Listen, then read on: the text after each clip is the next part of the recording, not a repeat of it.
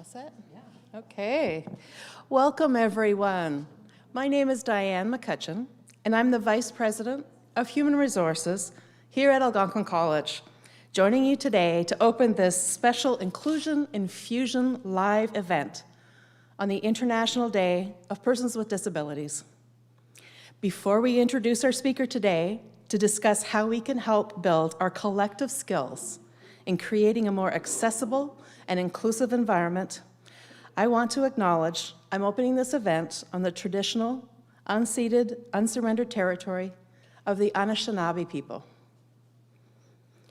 As guests, we are honored to gather today, and we thank all the generations of Anishinaabe people who have continued to take care of this beautiful land. Algonquin College recognizes and appreciates their historic connection to this place.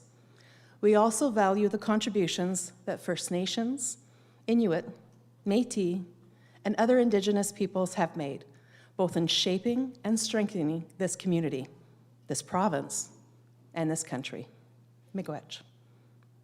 So later today, if you find yourself passing the pedestrian bridge along Woodruff Avenue, you may notice that it is lit up in purple. And this is done in honor of the International Day of Persons with Disabilities, a global movement for the empowerment and the inclusion of persons with disabilities. We are marking today with a view to promote an understanding of invisible disabilities and challenges employees may face when in the workplace. Did you know that Algonquin College has 5 distinct policies aimed at ensuring everyone can access all that we do and all that we offer? The experiences for a person with a disability in being included and appropriately supported comes down with interactions with employees and all of you. This is how important it is to us. And that is why it's so important that we are here today, to learn more about what it means to have a disability and how we can all become better allies. To help us on this journey towards inclusion today, we are joined by Derick Fage. Derick went public live on television about his personal struggle with living with a chronic fecal incontinence since birth, and has followed that up with sharing his story on social media. He accepted the role of ambassador for the Canadian Continence Foundation in the hopes of helping others who are living with a number of challenges, and he is currently president of that foundation. Derick has given inspirational and impactful talks based on themes such as living with an invisible medical condition, bullying, building meaningful relationships, and the benefits of being authentic, and more. Let's now welcome him to explore this topic further. Welcome, Derick. Welcome. Thank you so much. Wow, thanks for being here. I'm truly honored. Geez, just listening to that introduction, I'm already emotional. I guess the best place to start is from the beginning.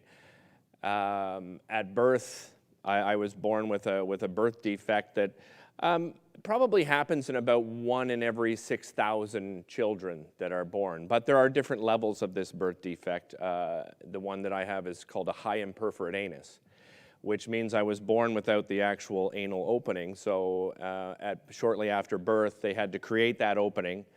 I like to tell people that doctors made me an asshole. I can get away with a lot that way, you know.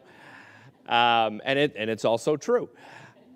I was also born without a sphincter muscle, had a lot of surgeries in the early years, had what's called a pull-through. I have a magnificent belly of scars that I like to show off on the beach. In those early days, of course, when you're a child, you don't necessarily, have any type of understanding of what's happened, right? All of that fell on the shoulders of my mom and dad. And they're here today, actually. My mom and dad are in the front here. I'll tell you how special they are and trying to keep it together. It's a really special day for me in a way as well, because my dad actually came to see my TEDx talk when I was hosting Breakfast Television Montreal. He came to see that back in 2017. My mom couldn't make it, so my mom has seen some of my talks virtually, but she's never been in person. So it's special to have you here, Mom.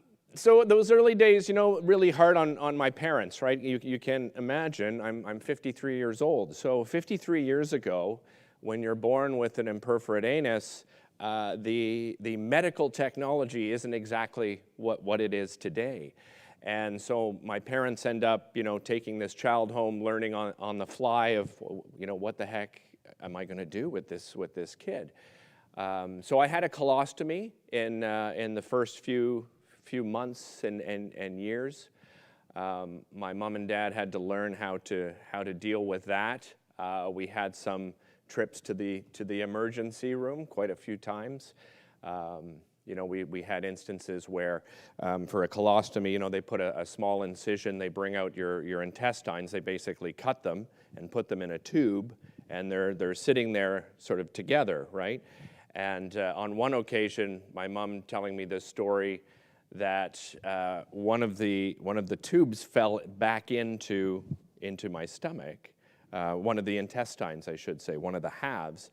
And of course, my mom, in a panic, calls and says, what do we do? And they're like, don't worry, the other one will kick in. I don't know who she talked to, but that's not the way it works. It ends up, I end up getting a fairly major infection, because I'm basically having feces going inside my belly, like underneath my skin. So that was another sort of trip to the emergency. And again, I can't tell you enough what my parents meant to me in those early days. And as well, right, when you're young, we're all wearing diapers, right? We all have those, from the beginning until a certain age where you get out of diapers and you sort of move on and you can manage yourself. I wore diapers up until the age of about 13 years old.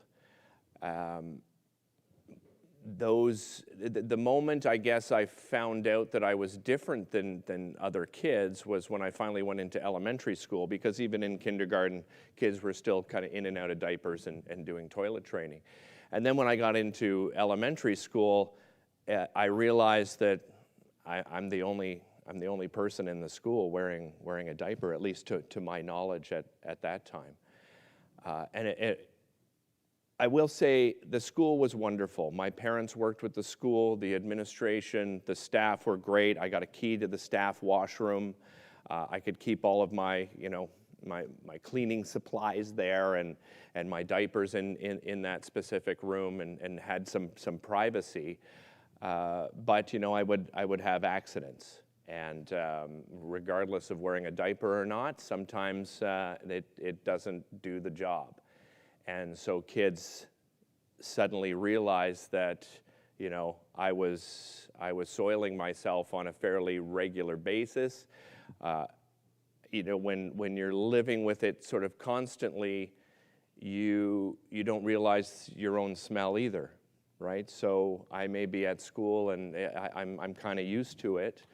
But the kids would recognize that, I had soiled myself, and at that point, it became very difficult to go to school. I made up a lot of stories, to tell my parents that I wasn't well. I didn't want to go to school. Didn't want to participate in school. The bullying became quite relentless. Not just verbal abuse, but physical abuse. That's where, I would say my mom really came in. I call her, my mom a super mom.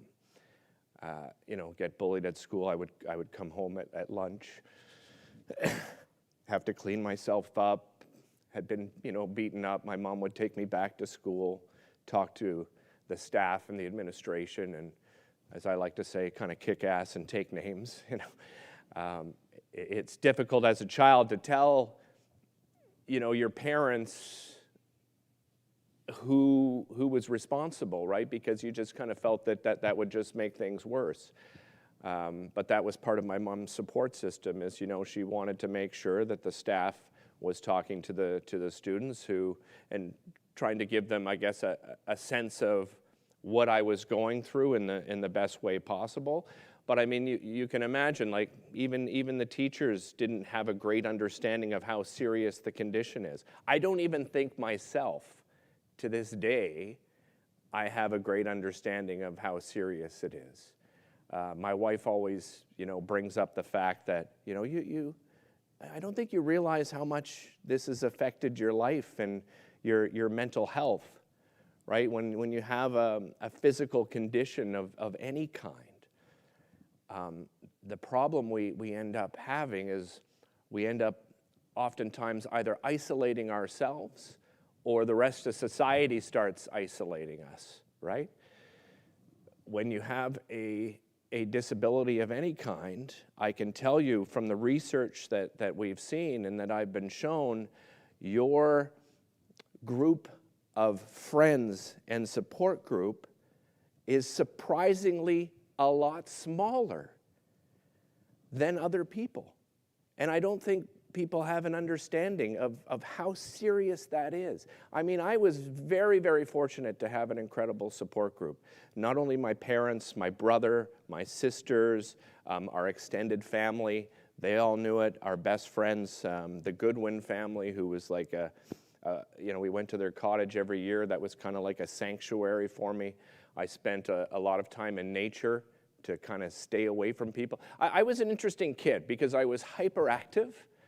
You know, my mom had joked with me many, many years ago saying, my goodness, if Ritalin was around when you were a kid, like maximum dosage on this kid.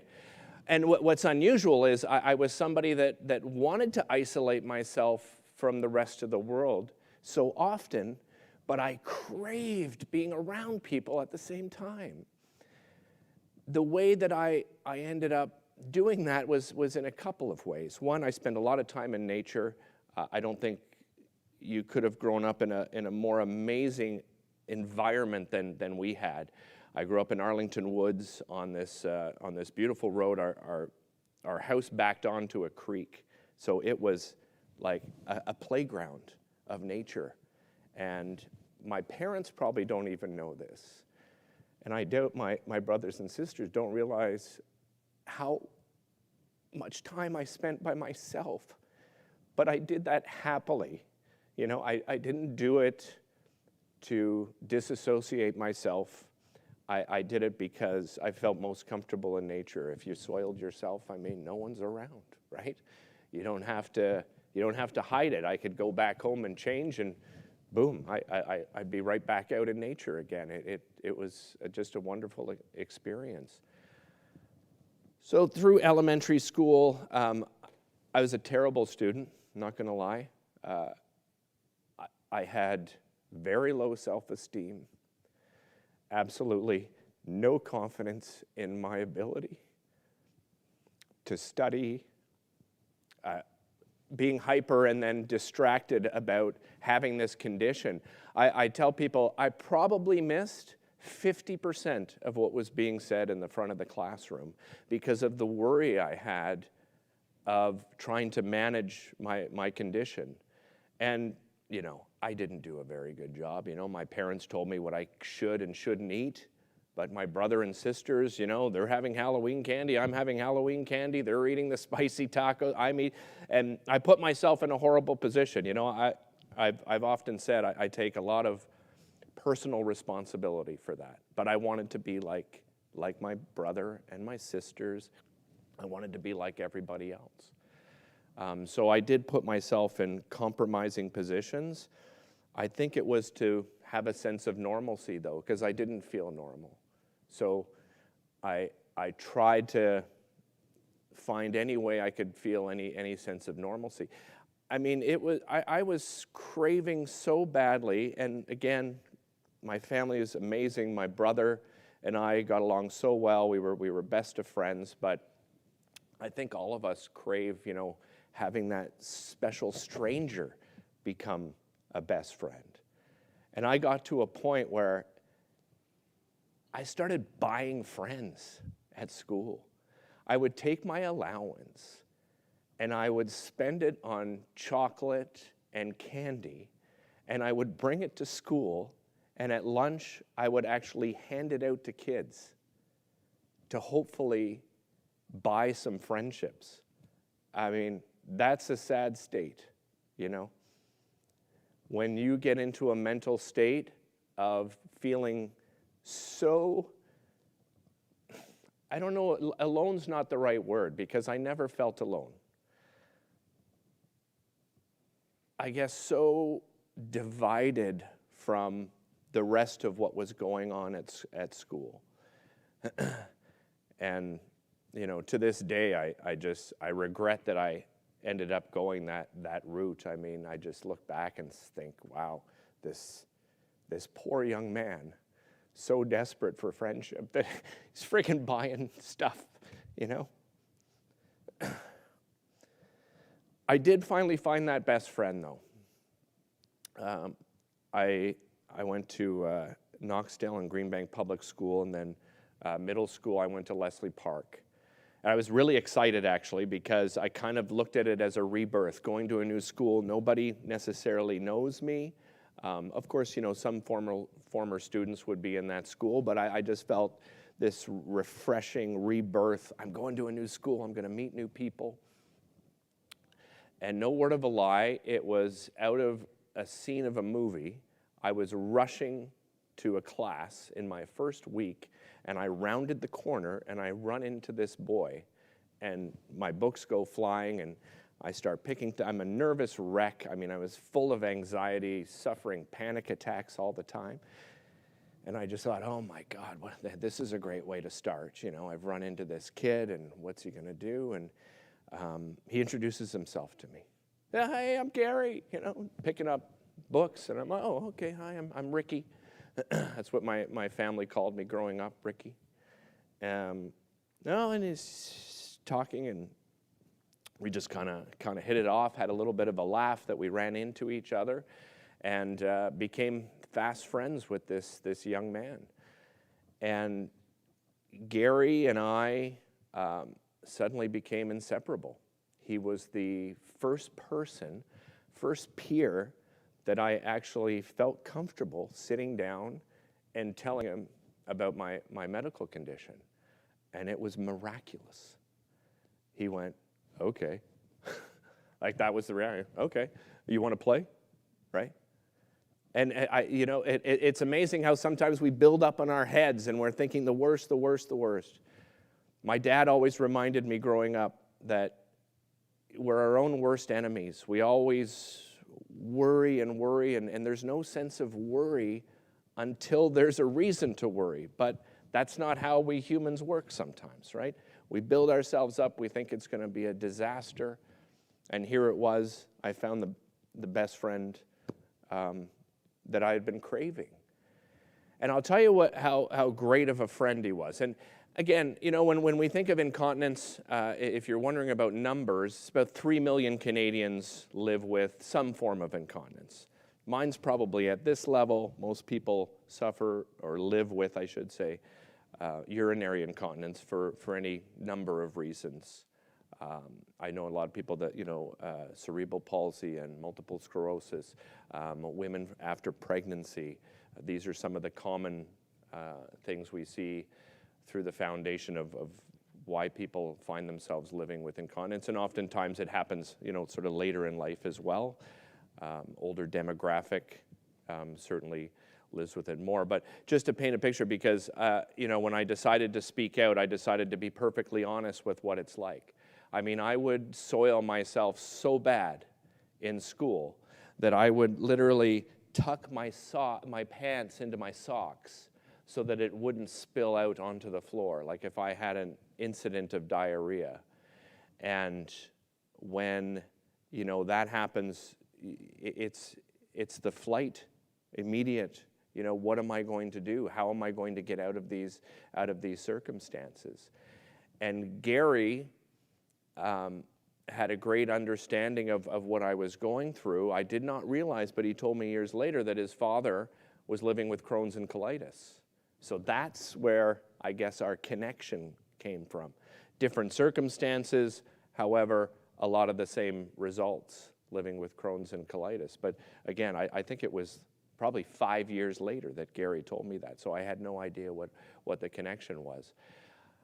Gary and I would do something as simple, go to the movies, and I would have an accident because I made bad choices. I bought the large pop and the bucket of popcorn, and knowing I shouldn't, I still did it. And I would soil myself, and Gary, I would whisper to him, I've got to go. I've had a major accident. Gary would walk behind me all the way to the washroom so that no one could see that I soiled myself. That's a 12-year-old boy doing that for another 12-year-old boy. I would clean up, and Gary would walk behind me all the way home. You imagine? And we lived a fair distance away from the theater, and he would walk behind me and talk to me all the way home.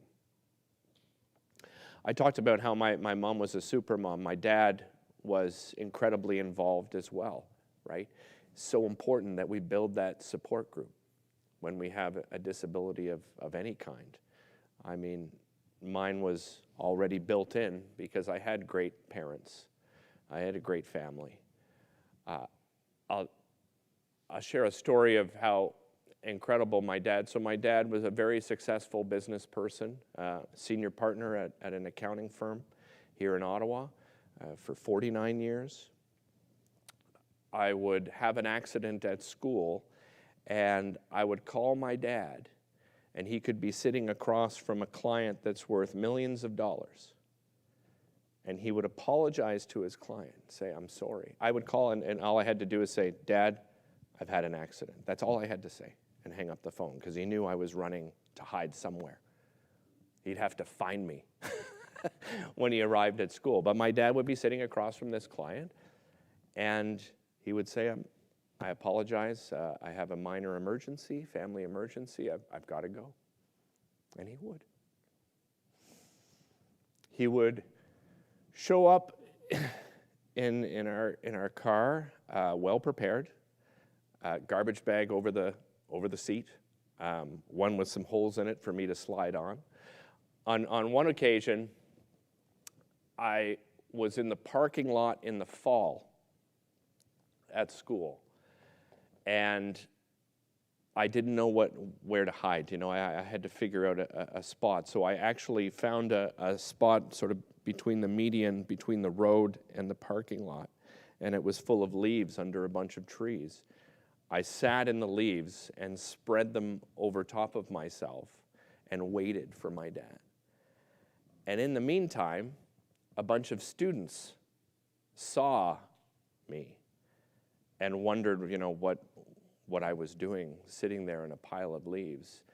And, I don't even remember at this. I had a pretty damn good imagination, I'll tell you, from spending a lot of time by myself. I can't even remember the story I made up. But shortly after they arrived, my dad arrives and immediately, sees the situation I find myself in, and conveniently starts talking to the kids and sort of, brings them away. It felt like, an episode of Dukes of Hazzard. I was just going to dive through that window into the car as my dad distracted these kids. But again, that's the kind of support group that's necessary.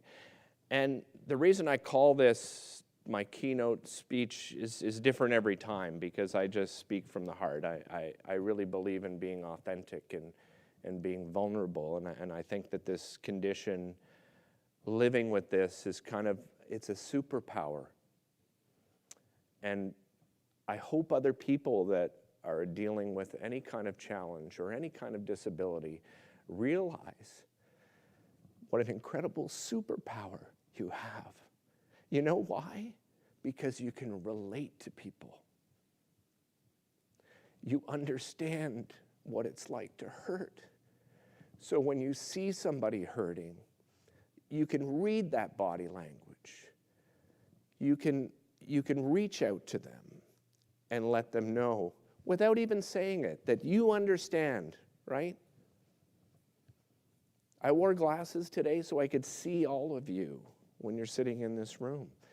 And I can see as I speak that some of you, you understand what it's like to hurt. And that's your superpower. Because you can relate to people. You have empathy. You have sympathy for people. You care about people because you've gone through a difficult period in your life. This difficult period didn't end ever for me. I mean, I still live to this day and having difficult moments. And I'll walk you through some other difficult moments in my life because I through this story so far, I haven't hit the most difficult part. And that is I found the best friend, okay, that I craved. I started telling a few more people, but not many. More adults, friends of the family, comfortable with telling them, certainly not telling young people.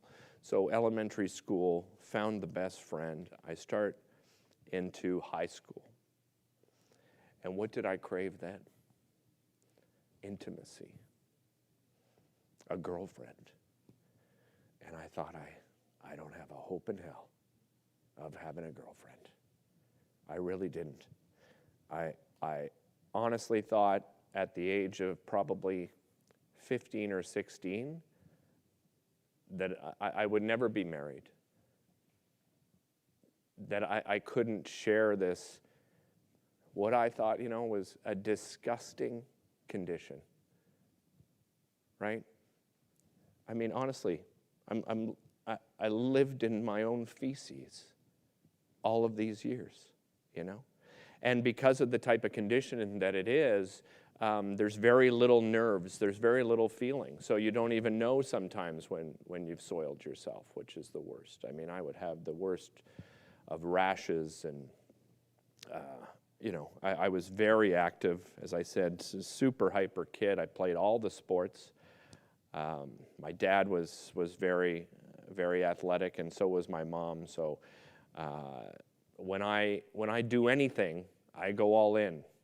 And I might have been the smallest kid in the school all the time, but nobody worked harder than me because I had a chip on my shoulder and I wanted to prove myself. I played competitive squash. I played competitive soccer. I was the quarterback of a football team. That experience was both amazing and terrifying to play sports. Before I get to the high school, I'll tell you this. When I was quarterback at school, my dad was so both annoyed and proud of me. As my dad was a great athlete, wanted to play quarterback. They always told him he was too small, too short. So instead he played fullback, running back, and defensive back. And he was like, "You little shit. How did you get to play quarterback with those damn little hands and that 120-pound body, But the only reason I got to play is because I worked so hard. I worked harder than anybody. But the terrifying part was, unfortunately in sports, young men in particular do really stupid things. And they do really mean things to people. One time, as being the new guy kind of thing and being the quarterback, they decided they would strip me down. Naked. They wanted to strip me. I swear to you, people probably thought I was getting murdered in that locker room. I kicked and screamed and shouted like my life depended on it. If they pulled down this equipment and saw that I was wearing frickin' diapers, I thought, I'm done at this school. I think because of the reaction I had, they backed off. They were like, there's something wrong with this kid. And there was, but they just didn't realize what it was. I just felt for my own mental health, my goodness, if they found that out, it was already terrifying enough to join any sport if I had to go. And they knew, right? I mean, I changed, we had a locker room, I changed in the stall every time, right?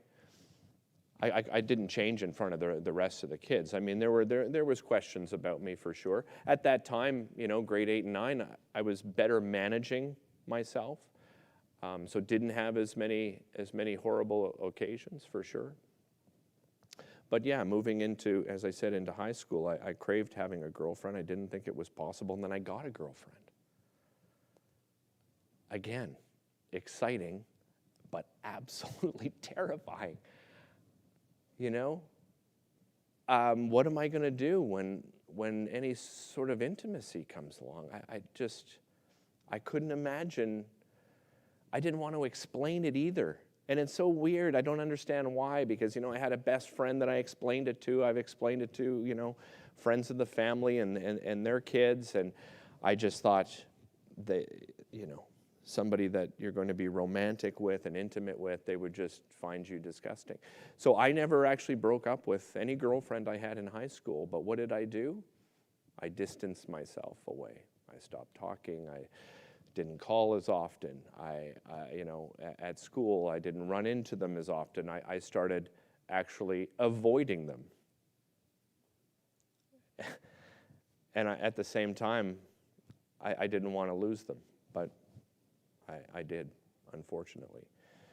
And I mean, a great regret is if I probably would have told most of them from how I knew them and the people that they would have accepted me, but I guess I didn't accept it myself. And then, again, I was not a good student. I mean, not only with the condition, I was a very distracted student. I joked with Diane saying, if you said squirrel, I'd probably run to that window and plaster myself against it. What, you saw a squirrel? Another thing I had fallen in love with too is theater. Again, you try to find your tribe, right? Although I love sports, I wasn't really, that wasn't my tribe. I didn't really feel like I loved playing, but I didn't feel like I had a connection with many of the teammates that I had, and probably because, again, I wanted to have this divide. I didn't want to get too close, because I didn't want you to know my dirty little secret kind of thing. But the theater was a different animal, because the interactions, you're forced to interact with people, right, in theater. Again, my parents recognized that I was a pretty hyperactive kid, and to keep me occupied, they needed to find things for me to do. And one of the things they found was a drama camp in the summer, a day camp. And I went, and I just thought, this is so fascinating. Like, I get to pretend to be somebody else. I was excited to be somebody else. It's good in a way, because it probably makes you a better actor. But, reflecting on it, I also thought, again, this is me trying to compensate in some way of not being myself. I wasn't proud of who I was, which was, it's not a nice way to live, that's for sure. But fell in love with it throughout high school. Was on the assembly committee. I wrote plays. I directed plays. I acted in plays. I joined the Improv Olympics. Went to the great Canadian theater company that is now the Gladstone.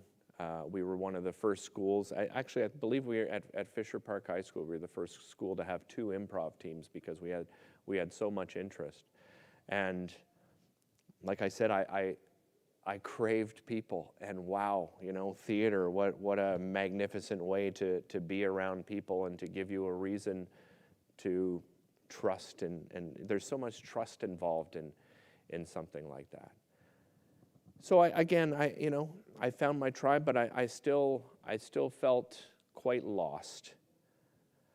And like many people do that are living with any kind of challenge, we start self-medicating. And I started doing that myself at the age of 18. Started smoking a lot of pot, almost on a daily basis. Sorry, Dad. Just saw his reaction there. My dad probably didn't know that. Yeah, just looking for an escape of any kind.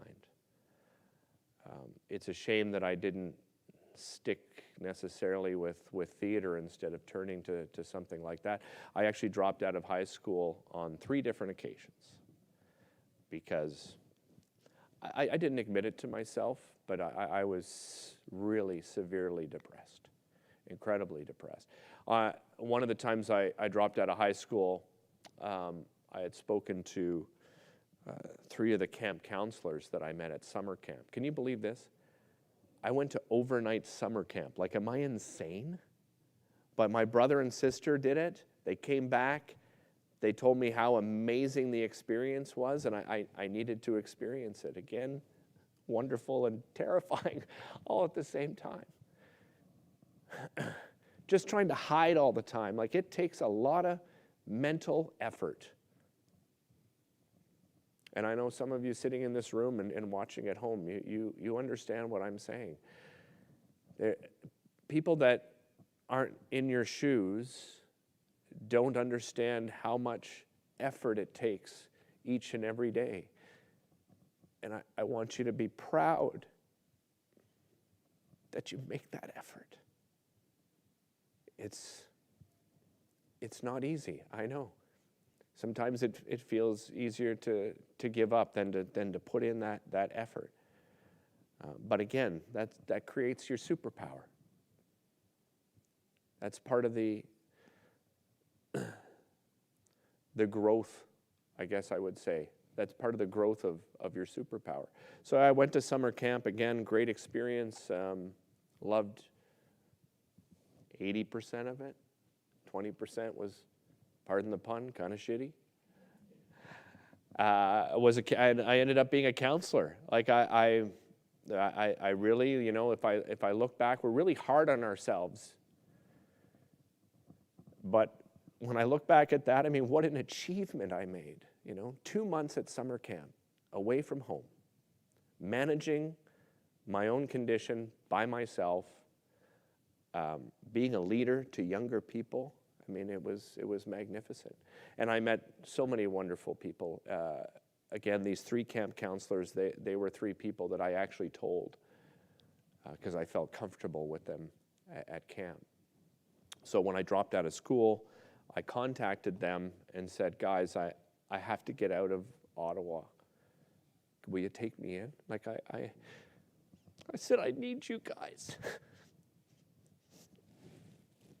Like I needed to get away. So I said, I approached my dad and I said, Dad, I have to leave for my own mental health. I can't stay in this city. I need to get away. So my dad helped me pack. He drove me to Kingston. We dropped off my stuff. We went for lunch. And I think it was one of the first times I've ever seen my dad cry at that lunch. I won't begin to guess why, you know. I'm a parent now, so sometimes maybe you think your own failures, right? Sometimes we take things to heart. But that was really difficult to watch, you know. A mentor, the strongest man I'd ever met, you know, be that emotional. But it was necessary. It was a good experience. It was interesting because, again, these Dave, Chris, and Roger Rolston, you know, I always make sure that I mention some of my heroes, you know, because they were heroes to me, and they made me feel like I was one of their brothers. We did everything together. It was great. I started working at Pizza Hut. I was a server at Pizza Hut. I'm 17 years old. They're at Queen's University.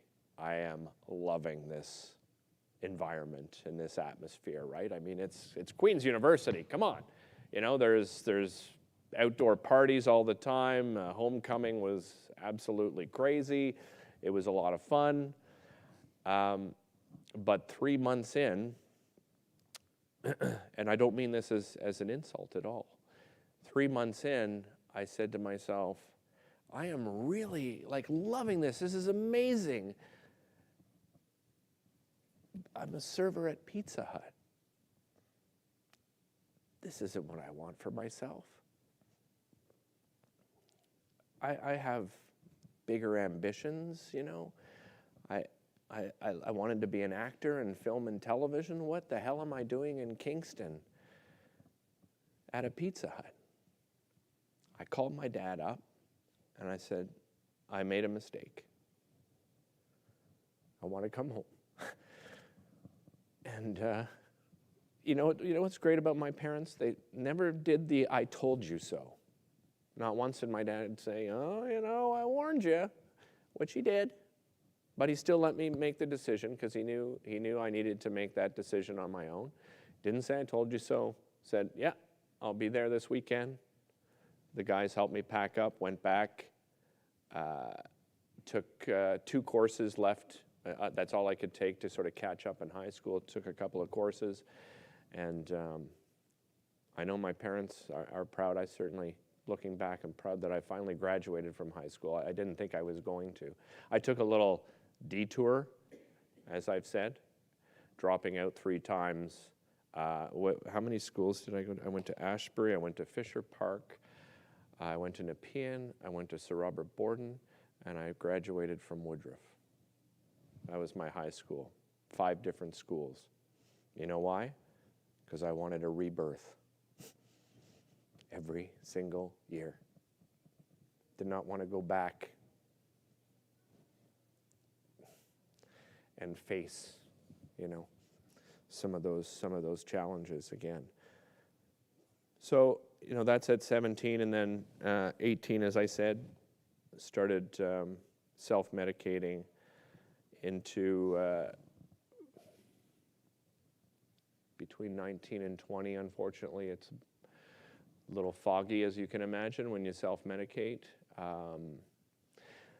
The reason I call this keynote the relentless pursuit of happiness is because I was relentless in being happy.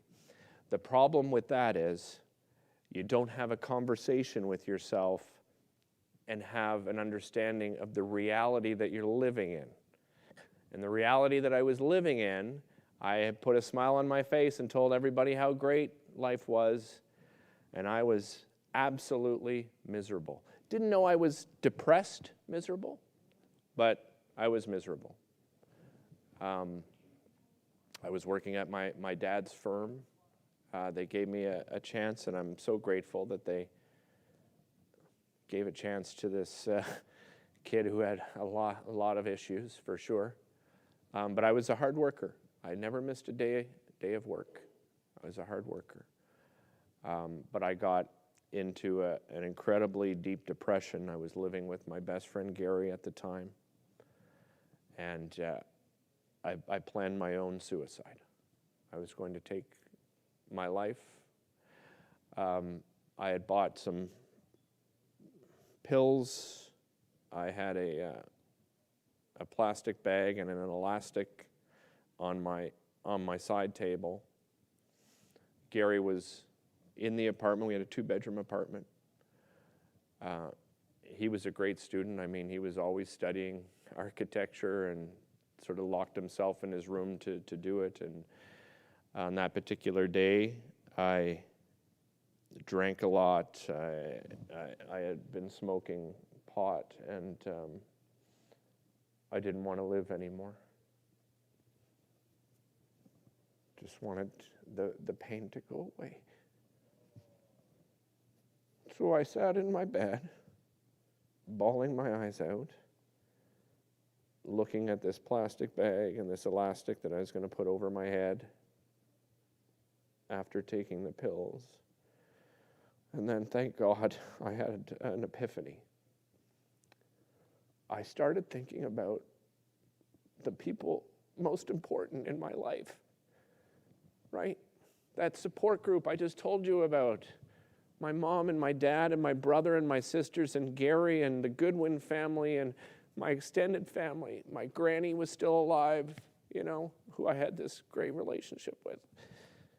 And I just said, what is this going to do to them? What? Like, we forget sometimes that people invest a lot of time and love into us. And we take it for granted. And I was obviously taking it for granted.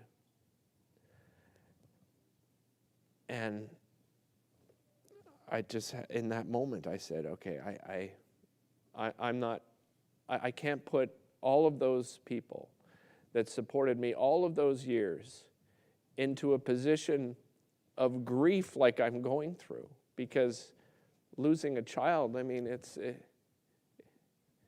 the worst thing that can happen to a parent, a grandparent.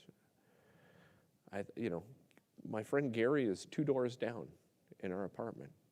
What's that going to do to Gary when he walks into this goddamn room and sees his best friend didn't reach out and tell him that, I was hurting and that I needed help? So I'm standing here today because I had that thought, and I for those of you, that are living with any kind of disability, whether it's physical, and as I said, physical turns into mental health issues. It really does. I mean, the Red Cross, I don't know if you realize this, the Red Cross, just a few years ago, said that loneliness is becoming an epidemic. Isolation is becoming an epidemic. And again, I'll bring you back to that statistic I mentioned earlier. People with disabilities, that live with disabilities, who need more support than anybody else, have a smaller support group than others in the world. In the UK, they created the first minister of loneliness because they realized what an incredible epidemic it was. We've just gone through a pandemic where all of us felt isolated and lonely. If there's, you try to find positives in everything, right? If there's a positive we can find going through this pandemic, it's maybe recognizing, that's what isolation feels like. That's what loneliness feels like. So many of us went through that. And then sometimes too, again, personal responsibility I'll take. Sometimes too, we isolate ourselves and it wasn't necessary for me to do so. That's one of the things I've learned. I didn't have to do that. So the story moves on. I made the decision at that point to start telling more people, because that's what was driving me crazy. I just had this defense system up all the time. I was anxious all the time. I was suffering panic attacks. My dad actually drove me to the hospital one day because we thought I was having a heart attack. My dad thought I was having a heart attack at the office. I was diagnosed within minutes of arriving. Oh, you're having a panic attack. Here's a pill.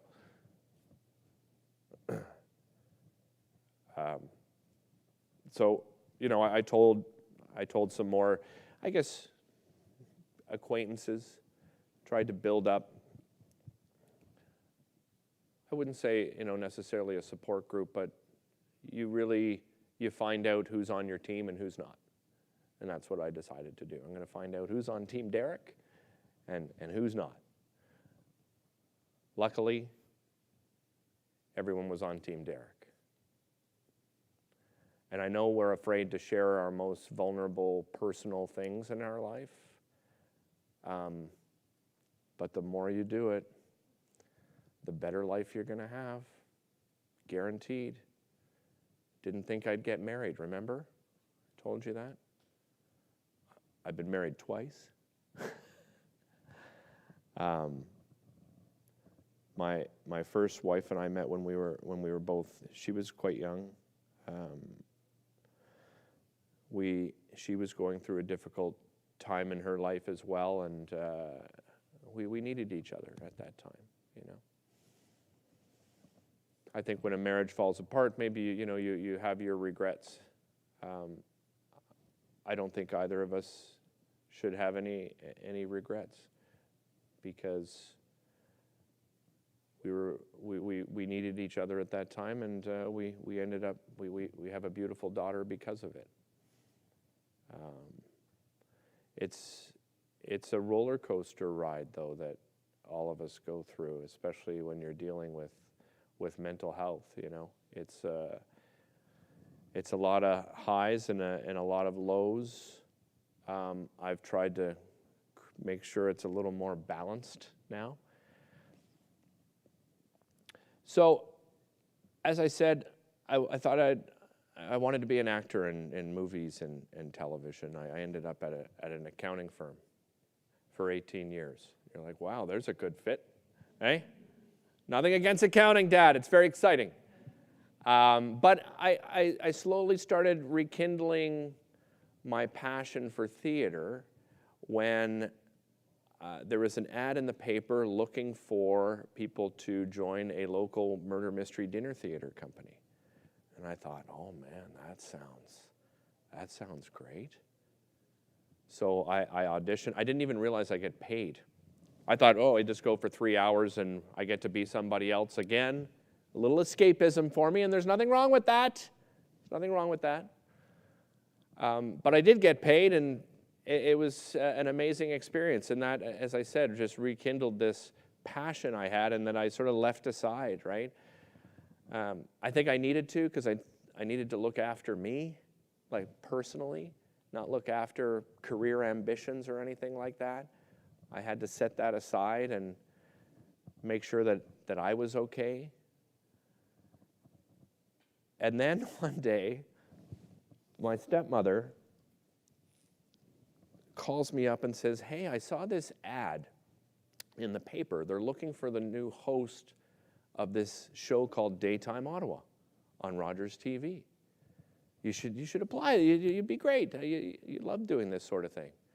I was like, I don't know. I don't have a camera. I got to do, a video audition. And luckily, she kicked my butt. And she said, listen, your father will borrow a camera.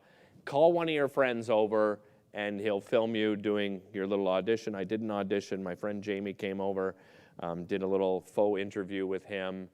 And I had accumulated a fairly good resume to that point, because I didn't get a lot of jobs that paid. But again, I'm really relentless, man. I took every single opportunity. Oh, that's a B movie. I'll audition for it. Oh, what do you get paid? Food? Fantastic, I'm in. And I did. I had some pretty cool lead roles in a lot of local films. I had been doing voices for video games as well. I had the murder mystery dinner theater thing going. I had friends in the industry that went straight to, getting unionized. And they had a really hard time finding work. And I thought, well, I'm going to hold off on getting unionized, and I'll just do all these things. And thank God I did, because I ended up having this great-looking resume. I mean, they don't know what the movies are. They don't know that they're B movies. It just, I had the lead role. So my resume looked pretty good. And they invited me in, and I competed against 4 other people. It was kind of exciting. It was kind of before reality shows were really around. This is going back 18, 19 years ago now. And so all 5 of us had our pictures in the paper, and it's vote for your favorite host. And each of us got an opportunity to host the show with one of the current hosts, Kirsten Johnston at the time. And short story long, I ended up winning. I got the most votes, and all of a sudden, I had this job. I went into the managing partner at my dad's firm, Jerry Levitz, and I said to him, this is my dream. I want to try to make it happen. Can you help me? Can you help me make it happen? I'll work overtime, I'll do whatever you want. I worked receptionist at my dad's firm, and I also did a lot of the administrative work, financial information for the partners package and that sort of thing, and I promised him I'll work overtime, so I worked 7 hours a day at GGFL and 3 hours a day at Rogers TV. And luckily, they were down the street from each other, literally like 3 blocks away. So I would go in early to GGFL, I would do my work up until about 10 o'clock, and then I would rush over to Rogers. The show was live 11 till noon, but there was a lot of prep involved. I would prepare the night before, and then 2 hours at Rogers, and then back to GGFL and work the rest of the day. I did that for 3 years and begged them every single year, please, if there's any opportunity of making this full time, I would love to take it. And 3 years in, I believe it was year number 4, I had this great chemistry with my co-host, TL. We were just absolutely I didn't feel like work. And so I left GGFL and took a huge pay cut. I had bought, my ex and I had bought our dream home. 9 months later, we had to downsize after buying our dream home to follow my dream of being on TV. And I mentioned the TV because this brings you to the story of how I became the ambassador and the president of the Canadian Continence Foundation. By chance, one of my guests in the green room that I meet is the executive director of the Canadian Continence Foundation. And in passing, I just say, oh, that's kind of cool because I've been incontinent since birth, and tell her, my short story is summarize it as quickly as possible. And she was blown away. She's like, what? You do a live television show every day and you live with fecal incontinence? I said, yeah, what a great career choice, wasn't it? She said, well, do you mind sharing your story? Have you ever shared your story? And I said, no, not shouting from the rooftops, no. I've told more and more people. And she said, well, it would mean so much to so many people if you shared your story. Would you mind sharing it? And I said, yeah, sure. So live on television that day, I shared what I call my dirty little secret, and then shared on social media the same thing. I figured if I went public on live television, I might as well use social media as well. And the outpouring of support was just unbelievable. I mean, I had no idea. Complete strangers were emailing me and just saying, my father has incontinence. This woman, Sarah, reached out to me and said that she was an alcoholic, not told anyone, and you've inspired me to share it with her. I mean, just these kind of things just kept coming in, and I was just absolutely blown away. The executive director of the Canadian Continence Foundation calls me 3 days later and says, hey, listen, we would love you to be the ambassador of the Canadian Continence Foundation. We're looking for a public figure. Would you? I don't even think I let her finish. I said, yep, absolutely, for sure. I know I'm running out of time. I just want to get back quickly to romantic relationships and intimacy. And I still didn't have that, honestly. Perhaps one of the reasons why, my first marriage didn't work out. I think we both had intimacy issues, and I'm certainly very responsible in that regard, because it's still embarrassing, to be making love to someone and have to roll out of bed and run to the washroom. It ain't sexy, It's not sexy. But then I met my wife, Monica, and at that point, I was at the point in life where, if I meet someone that I'm attracted to, that I feel like I have some chemistry with, I'm just going to tell them. And I told her on the first day I met her, told her my medical condition, went into great detail, like I've shared with you here. And she was like, oh, okay, cool. Yeah. Again, right? The reaction that I should expect, but never expected.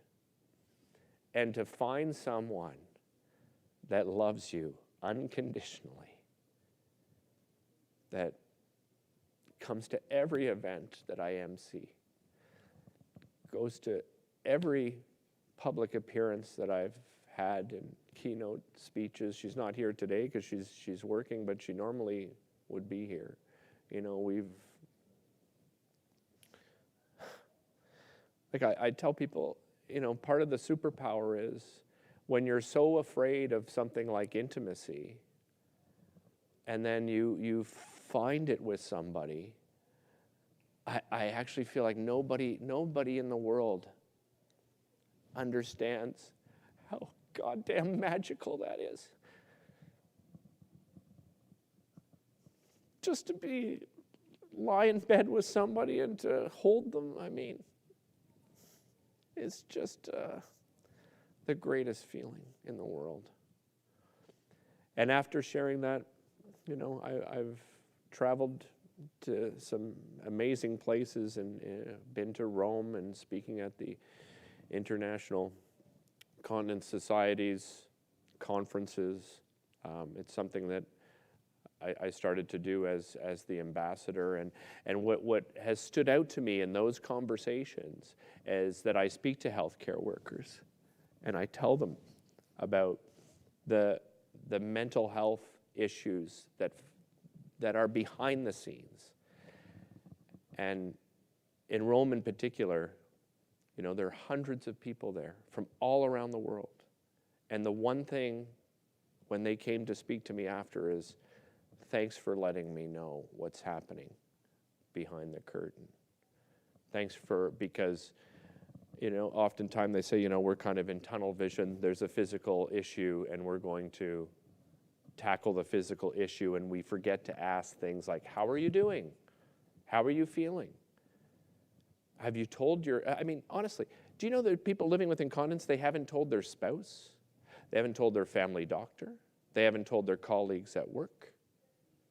These are stories that we've heard through the foundation. That's not building a support group, right?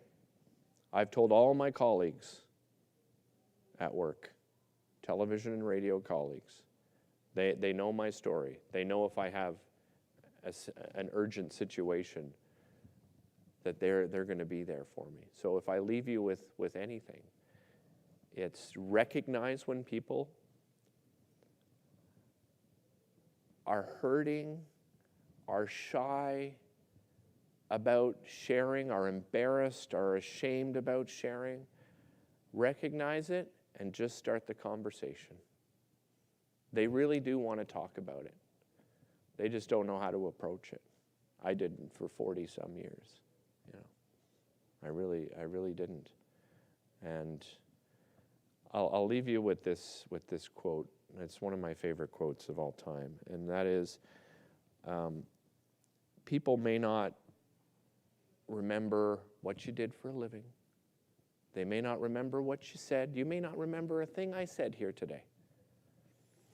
But they will remember how you made them feel. It is so easy to make people feel good, to build people up, whether it's at home, at the office, maybe you're sitting on the board of directors of a nonprofit or a charity. It is so easy. It's so much easier than being miserable, making people feel good about themselves. So don't forget that. People may not remember what you did for a living, 'cause maybe they probably don't care.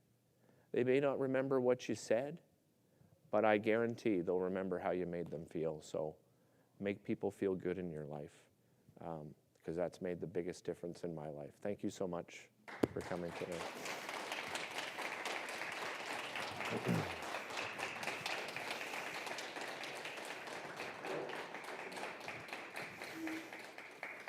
you so much, Derick. That was powerful, emotional, authentic.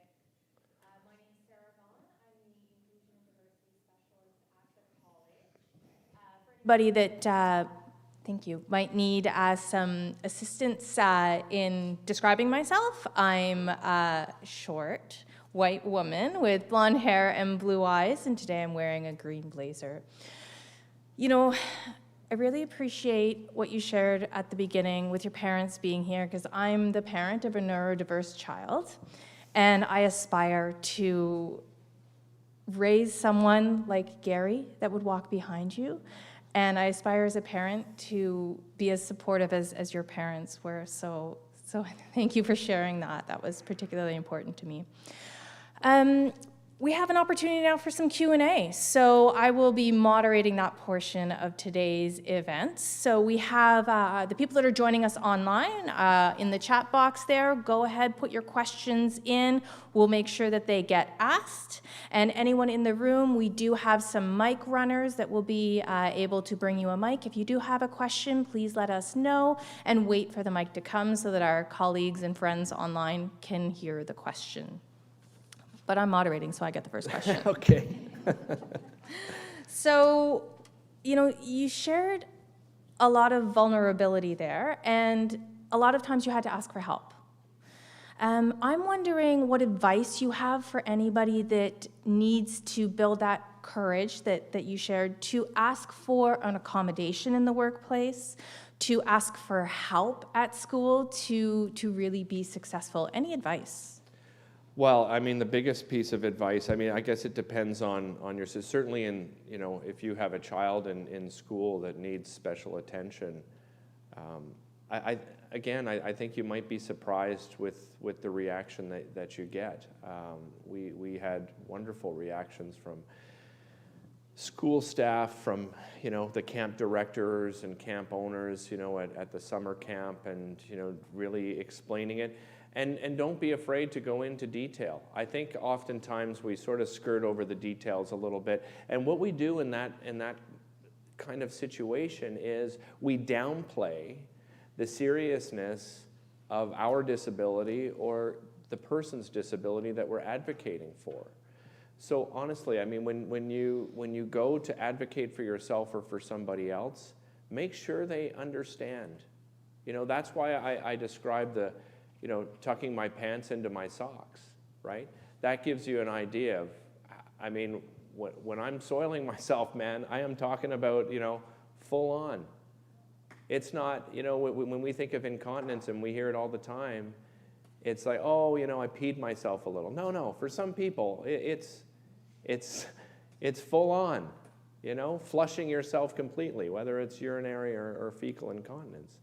If you need accommodations in your workplace, just remember that they have to do it, okay? Don't feel guilty, because that's what happens to us oftentimes. We feel guilty about asking, and then we think it's taking away some of our sense of feeling that normalcy that many of us crave for, you know, when we live with any kind of disability. So again, not only do they have to do it, don't feel guilty about asking for something that's going to accommodate you, to make you actually better at your job, right? Or better at just being the best you can be. So advocacy, I think, is number one, and making sure that, you know, you don't leave out any details. Thank you. Do you have any questions from anyone in the room? Oh, I think we have some questions coming in online. Okay. Kara. Oh, go ahead. I'm on. Oh, there you go. We do have one question online.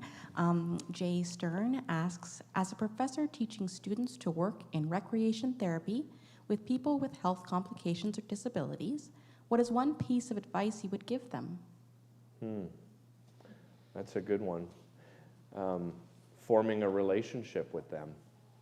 That's the important thing, right? I think sometimes when we're doing a job, we're not necessarily thinking about the importance of building relationships.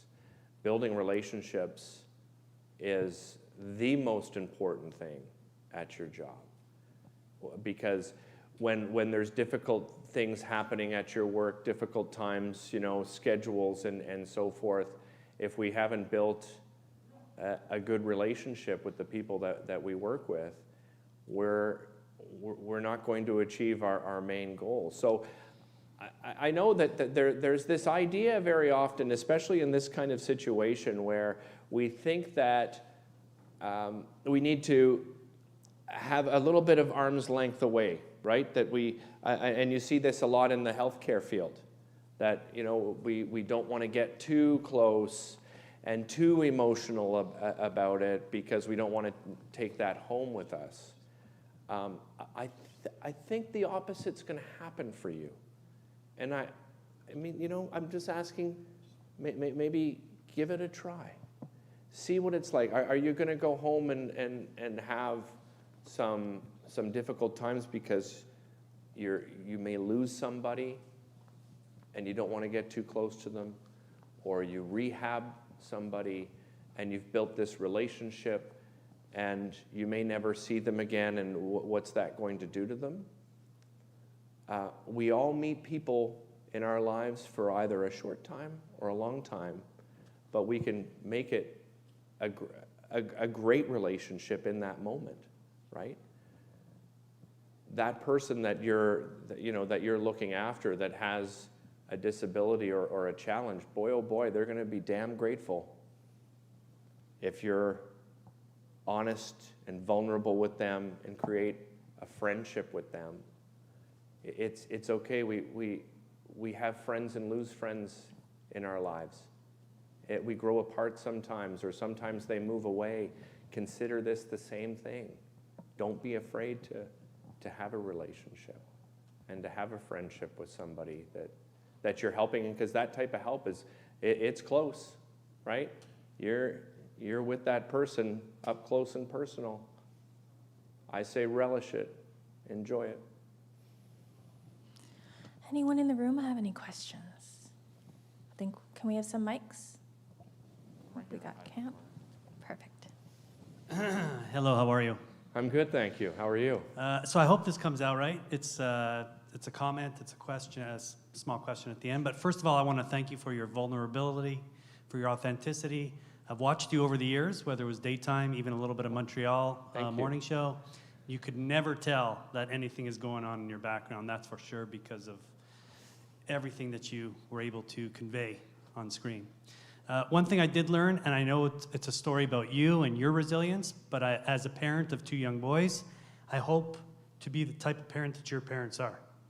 That was very evident in your discussion, so thank you for that, and congratulations to them. And they've done a great job, and clearly it made an impact with that big turning point in your life, in your 20s. And then lastly, I want to know what happened to Mark. Where's Mark? Oh, you mean Gary? Gary, sorry. Gary, yeah. Gary's in Toronto, married with 3 beautiful children, 2 of them off to university. We don't see each other as much as we'd like, that's for sure. Social media certainly helps in keeping those friendships, and social media is also absolutely awful too, but that's another keynote speech I could give you. I'm certainly glad it wasn't around when I was growing up, I'll tell you that. Boy, oh boy. But Gary and I, that kind of special relationship is amazing, because every time we get together, whether it's 5 years we haven't seen each other, it's like, we've been together, for weeks and weeks on end. I can't begin to tell you what that person, meant in my life.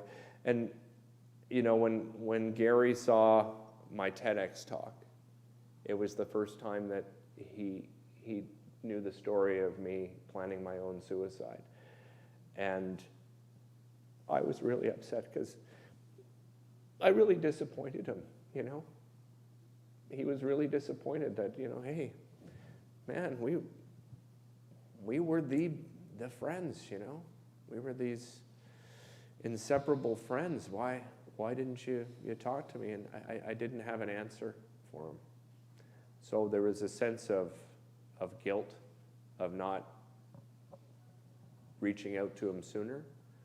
And I wish I would have sat down with him and shared that story before I sort of shared it publicly. But as I said off the top, you know, when I do these talks, I don't necessarily come in with what, you know, everything I'm going to share. And at that moment, I didn't plan on sharing in a TEDx talk, which is unusual because, you know, you only have so many minutes, and most of it was scripted, you know, fairly scripted, because I had to stay on that time, and I just felt in the moment that was an important story to share that I hadn't shared before. But thanks for asking about Gary. He's doing amazing. Yeah. We have another question online. Okay. Lindsay Snow asks, how can we help students reduce an internalized sense of shame connected to their disability? That's not easy. You can see how long it's taken me. You know, what I would do is, you have achieved a lot. We don't necessarily do a checklist of what we've achieved in life. Probably young people in particular don't do that and don't recognize the achievements they've made, the people that they've touched. So I would really suggest going through those achievements and writing them down and then being proud. You know, I don't know why we're so afraid to do it. I guess it's just human nature. We're so afraid to be proud of ourselves. We're so afraid to cheer ourselves on for achievements that we've made, whether big or small. I mean, I'm not talking about anything big. You don't have to have a trophy. I mean basic achievements, everyday things, you know, that we take for granted. But in the case of a student that's living with a disability, the achievements are many. There's a great deal to be proud of. I can't stress it enough. Please talk to people and tell people closest to you about how you're feeling and how your disability is affecting you, and be honest in telling them that it is really shitty sometimes. It's okay to tell people how bad things are for you sometimes, you know? People ask me all the time. They're like, oh, you're always happy, you're so happy, why are you so, you know, did you ever have bad days? Absolutely have bad days. Tons of bad days. Horrible moments. Driving my kid to hockey to go cheer him on and having to turn around and come home after I drop him off because I've shit myself. You know, it's not fun. You miss out on things like that. Feeling guilty that, oh, you know, my wife wants to go for a bike ride, and I'm just like, oh, I don't know if I can handle a bike ride. And then I just feel this sense of guilt for no reason. I mean, I can't go for a bike ride. I mean, end of story. But then we go, oh, you know, then she's not going to enjoy a bike ride with me. And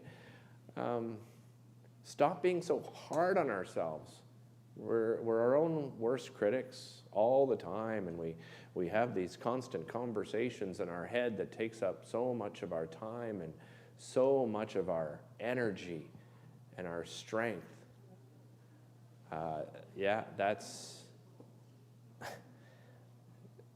check off your achievements, be proud of the smallest of things, and tell as many people as possible so that you can build the support group that you need. And you'll know who's on your team and you'll know who's not on your team really quick. Anybody else?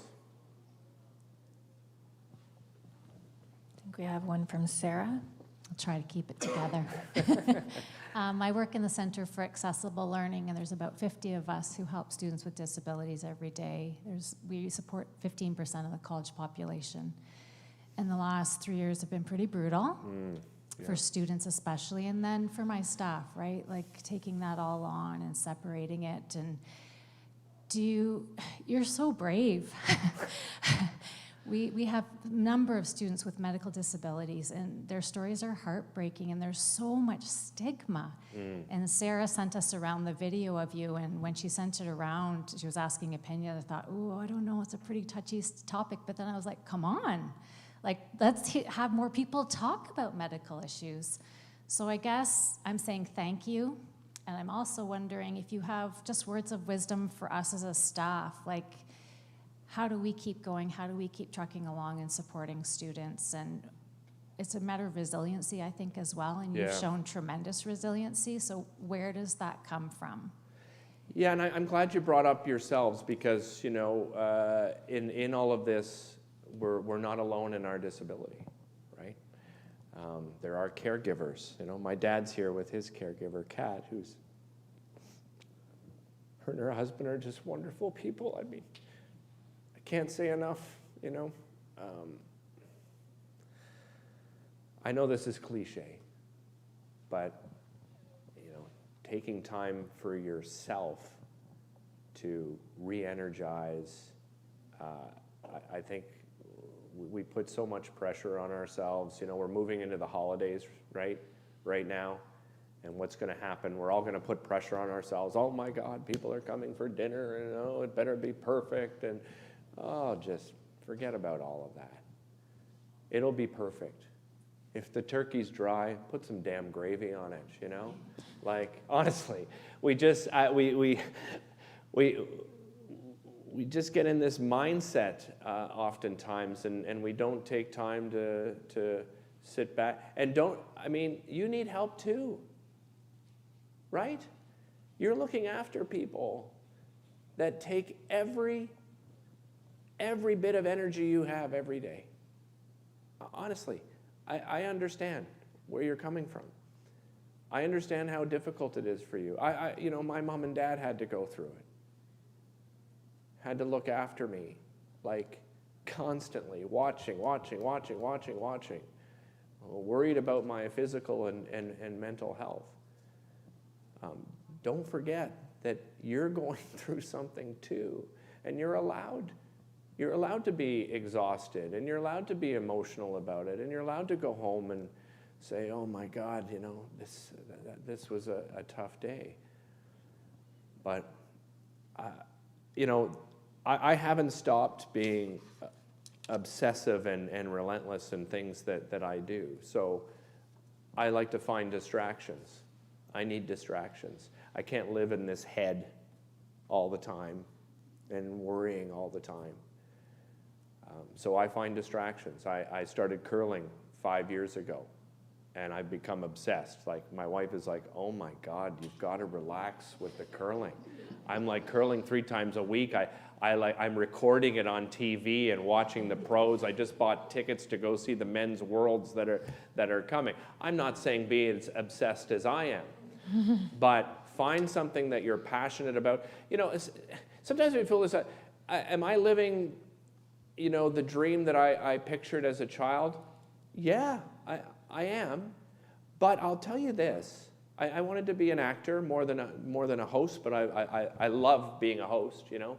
People hired me to be myself. I mean, there's no greater compliment than doing that. But what I will tell you, I could still be working at my dad's accounting firm, answering the phones, and doing all the financials, and doing murder mystery dinner theater at night, and being just as happy as I am right now, right?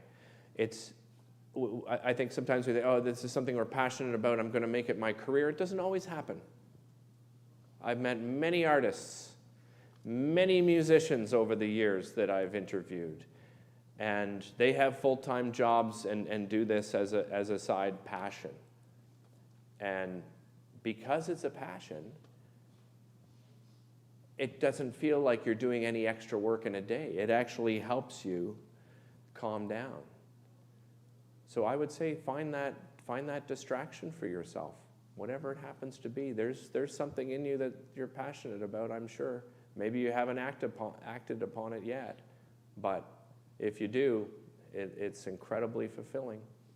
You know, I volunteer my time, you know, MC a lot of charity events and nonprofit events, take no money for it, don't want money for it, because I happen to have a gift of being comfortable in front of people. And so if they need me to help out, well, I have a gift, so why wouldn't I share that, right? So you have a gift, share it with yourself. Okay? Thank you. So, Derick, you went to all the schools. I did a little tour, did a little high school tour. And we're a school as well. Mm-hmm. So I'm wondering, from your wealth of experience, if you could wave the magic wand and change anything in the school system or in the building or the institution to make it more inclusive, where would you wave your wand? Wow. That's a tough question. Can I change people's minds? It's a magic wand. We've seen a lot of division, right? In these 3 years in particular. Tons of division, whether it's from politicians or everyday people. I'm not just talking about this community, I'm talking about the globe, right? I don't know why we just can't accept people for who the hell they are. Why is there a fight? Like, there is a fight in the world right now about accepting people for who they are. Could you ever imagine that would happen? I mean, in your circle of friends, because I always bring it back to my circle of friends and family, and I look and I don't know anyone that doesn't accept people for who they are in my circle of friends or family. So it doesn't compute with me. I mean, how easy is it? Just somebody says, I want to be identified in this way. Or somebody says, that statue, we as a community, that statue that you put up of that person, it's harmful to us, it hurts us. And then we fight against that community. Why don't we just accept that it hurts them and get rid of the statue? You want to be identified in one way? Listen, it's not going to happen overnight. It's not easy, right? We just went through a campaign here in Ottawa with Catherine McKenney, who I have so much respect for. Wants to be identified as they, them. Is it going to take a while for us to, not trip up over it every now and then? Yeah, that's okay. We've done that in our entire history of humanity. And all of a sudden we're in a space where we're like, oh yeah, I guess I don't want to do that anymore. I don't want to work to build relationships anymore. I just want to live in my bubble, and I don't want to accept people for how they want to identify with themselves. I mean, where's the fight? Where's the fight here? You wear a mask in a grocery store and somebody makes a comment now. Well, you don't need to wear that. What do you care? Who cares? I mean, there's no harm. We're not hurting anyone.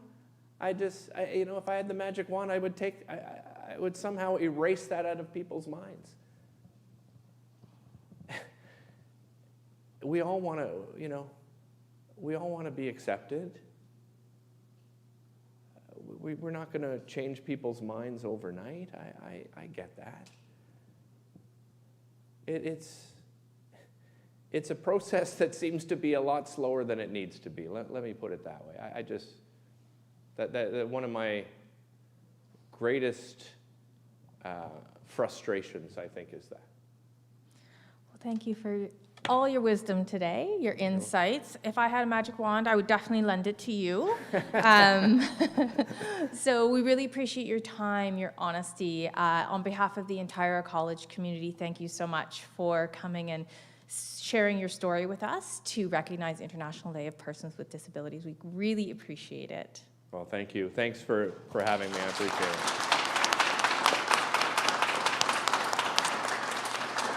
And just before everybody wraps up, I have a couple more thank yous I want to squeeze in. So I want to thank Diane McCutcheon for stepping in today to make her opening remarks. The AV team who made sure that we could be heard and seen, so thank you so much. Kara McNeil is a new member of the EDI team, and she's been helping us make sure today ran smoothly. Janice, who's been our ASL interpreter to make sure that everybody could fully participate in this event. And a very special thank you to 4 students who this semester have been working to plan and execute this event as part of their learning goals. So Hafsa, Jakob, Caitlin, and Cam, thank you for all your hard work. It is greatly appreciated, and congratulations on a successful event today. And thank you to everybody online and in person that took time to be here today. So have a wonderful day. Thank you all.